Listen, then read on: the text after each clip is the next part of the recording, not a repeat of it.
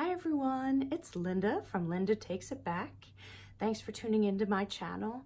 I am pursuing getting vertical sleeve gastrectomy surgery, and this channel is a lot about that, but it's also about me becoming healthier and just working on getting a hold on the balance of my life in 2019, and that's why it's called Linda Takes It Back. Thanks for tuning in.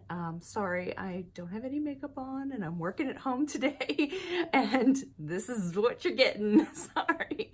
I did put up the little pink tree for Christmas and plugged it in and it doesn't work, but I tried, right? We have decorations all around the house. My girls wanted to put the tree in our family room, which no one ever goes into but us. So I have this little one. So what I wanted to talk about today was my psychological evaluation that I had yesterday at Penn. And I wanted to record this right away so that I remembered the things that we talked about and give you some more info on it. I've heard a lot of different reviews or people talk, I'm sorry, I don't have any words today. People talking about their experiences, and this seemed a little different to me. I liked it better. Some people have told me that, or I've watched other YouTube videos about it where they said they had maybe like 100 yes or no questions that they answered, or they just kept answering questions for like an hour, and some were duplicate questions that they just asked to see if you were telling the truth on all of them. It wasn't like that, and I was kind of glad because I don't really, it's hard to answer those kind of questions in a yes or no format. And so let me tell you what happened with my experience. First of all, when I first met with the dietitian and nurse at Penn, maybe like 2 months ago, they gave me a packet and they also gave me the psychological evaluation forms. And that was about a 20-page form, and it took a while to fill out. I didn't fill it all out in one sitting. I kept coming back to it because it was about your personal history, your family history, and also like your weight loss history and how many times you've tried. It was kind of hard to be specific about it because, I mean, there's so many times I've tried to lose weight, or I have lost weight and wasn't able to keep it off. They asked you when was the first time that you started dieting or that you felt like you gained a big chunk of weight. It was a lot of in-depth questions. And then again, they did repeat it a little bit the way through, but they were interesting. It was an interesting evaluation. So what happened, I went down to Penn. I had to go down into the city because it was really hard to get an appointment out in the suburbs of Philadelphia. With Penn, they have many different offshoots. I'm sorry, I use my hands a lot. And so they have many different offshoots of their bariatric program, which is great. And I'm taking it in the suburban area, and I will just have to go into the city when I have the operation, if I have the operation. So this one, I did have to go into the city. I heard it would be a little crazy because you have to park in the parking garage and then take a shuttle to the right building. And there were about 5 buildings that I could see from where I was.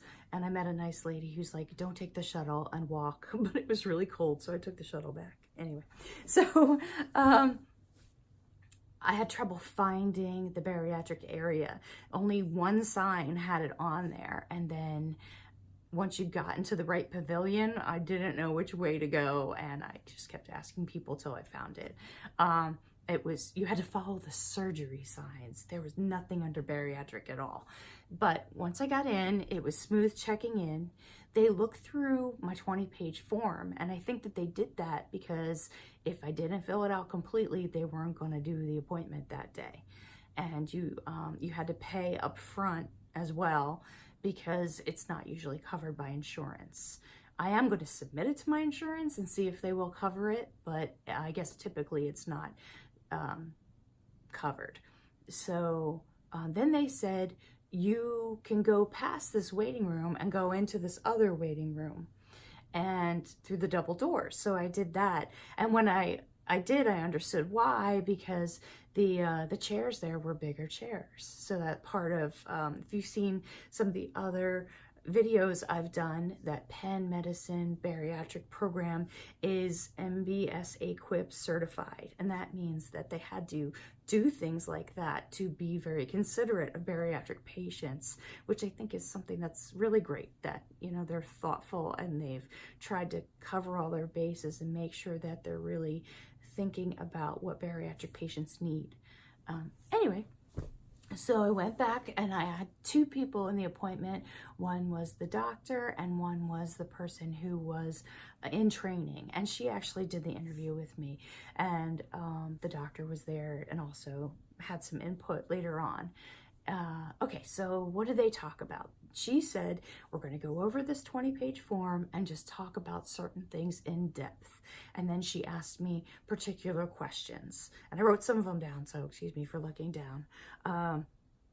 So one of the things is my weight loss history. So she said, what was the earliest that you were that you knew you had a weight gain and you had tried to diet, and I explained the circumstances from when I was a kid, and then other circumstances throughout my life.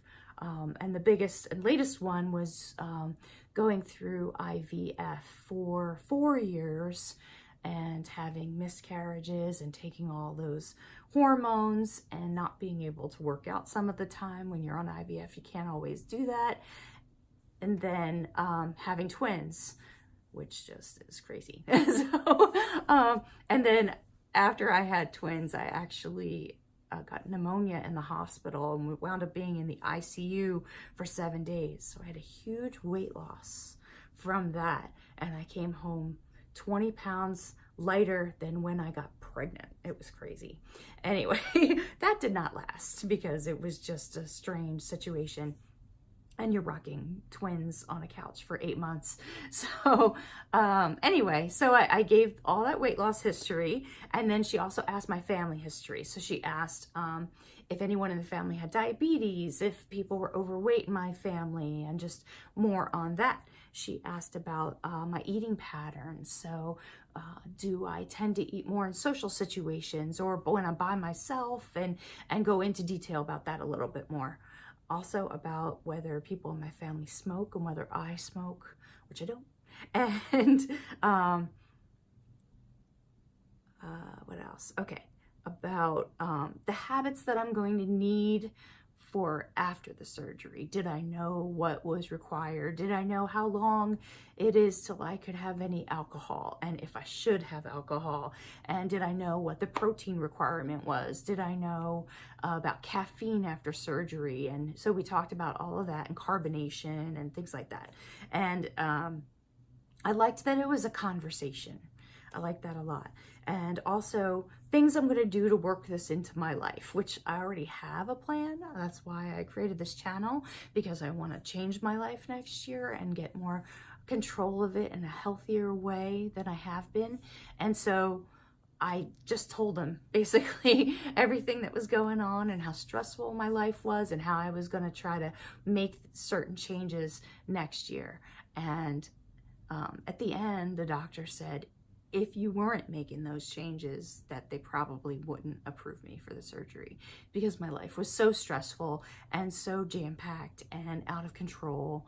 I mean, I agree that I don't know how I would find time to plan meals and do all those things and honestly feel good going through this whole thing. I don't know that I'd be as successful if I didn't make other changes and be prepared for that. It is a big life change. It does take a lot of your time. You have to find time to exercise. You have to find time to meal plan, to grocery shop, to cook the meals, and all of that.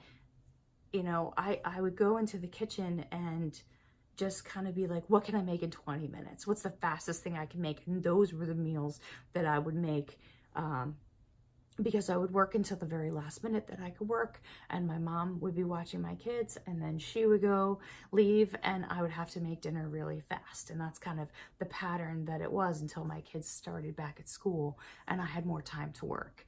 And anyway, so it was a good experience. I kind of was just really real about it. I didn't really think about what I was saying. I was just honest and myself, and I think that's the best way to be. I mean, if you haven't been to therapy appointments before, you might feel uncomfortable being asked personal questions, but I go to therapy now for anxiety, and I've been to therapy for a while, so in the past, and so it wasn't really anything for me to open up about myself. If you're a more introverted person, it might be harder, so you might want to think about what you want to say in advance. Overall was a good experience, and I came out feeling like, okay, I really do know a lot about this, and I really do have a handle on what's going on, or what's involved in it, and what kind of changes I can make in the meantime before the surgery. They did give me some hints, some tips, and wrote them down for me of things that I can work on, like making my portion sizes smaller and being conscious of that, being conscious of eating slowly, which I already do, but I could probably do a little bit more too, and just trying to take the stress level down, and also separating my liquids from my meal. I think that's going to be hard. I think, honestly, that's going to be hard. Hey, I think my phone is crooked, so sorry about that already. I'm like looking at it, I'm like, that doesn't look straight, and you're probably going to notice that. Anyway, okay, so basically that was most of the appointment, and it was very positive. It's nothing to stress over, and I had a good time, and I came out like in a really good mood. And then somebody gave me a free parking pass, so that really cheered me up. And what else is going on? Oh, I'm getting my haircut fixed tomorrow. I'm getting my hair colored, because I have grays coming in like super fast, and my hair is so dark that they show right away. So in celebration of me ending my jobs for taking a hiatus next year, I'm gonna go and get something fun and funky done. I don't know what they're gonna do to my hair, if I'm gonna keep the asymmetrical thing. If they can fix it and do it in a cool way, then I'll keep it, but the way it is, it just looks uneven. Anyway, so I'm looking forward to that. I'm going out with a bunch of my friends for a celebration of it starting my hiatus and taking it back. So we're going out and having some fun for the holidays, and also celebrating that. And I'm looking forward to just taking things a little slower. I'm trying to catch up on some work and finish things off, but I'm just looking forward and trying not to put a lot of pressure on myself right now, and to feel better. So that's basically what's going on. And then next week I have another dietitian appointment, and I also have my x-rays. So I'll let you know how they go and what's involved in case you have to do them. Thanks. Hope you guys have a great weekend. Bye.